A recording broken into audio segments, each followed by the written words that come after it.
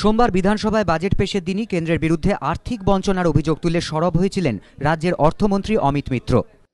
এটা আরো দুঃখজনক যে মাননীয় মুখ্যমন্ত্রী আমি কেন্দ্রীয় সরকারের সঙ্গে উচ্চতম পর্যায়ে কমপক্ষে 10টি মিটিং করেছি যাতে পশ্চিমবঙ্গের জনতার স্বার্থে এই ঋণের ফাঁদ থেকে মুক্তির উপায় বের করা যায়, কিন্তু কিছুই হয়নি।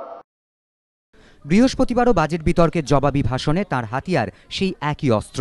অমিত মিত্রের অভিযোগ, 2004 সালে অর্থ কমিশন পশ্চিমবঙ্গ, কেরল ও পাঞ্জাবকে ঋণগ্রস্ত রাজ্য হিসেবে ঘোষণা করে কেন্দ্রীয় ঋণের ওপর সুদ স্থগিত করার সুপারিশ করেছিল, কিন্তু সেই সুপারিশ উপেক্ষা করে চলেছে কেন্দ্রীয় সরকার।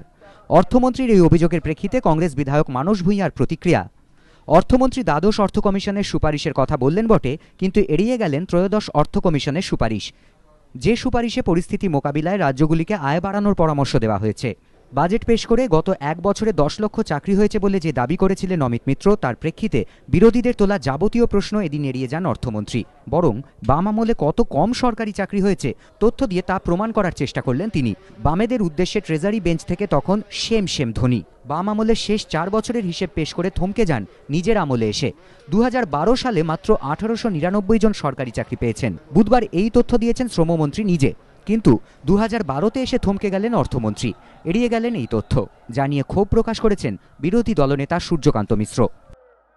তো রেগায় ধরুন গত বছর কেউ পেয়েছিল 100 দিন, সে যদি এখন 200 দিন পায়, তাহলে আপনি সেই যে কজন 200 দিন পাবেন তাদের বেলায় নতুন কাজ বলা যাবে। যাই হোক, তার হিসাবে অনেক চেঁচামেচি করেও ওর কাছ থেকে সেই জবাবটা আদায় করা গেল না, যে ওই 10 লক্ষের বেশি কী করে উনি কর্মসংস্থান করবেন, সেটা আদায় করা গেল না।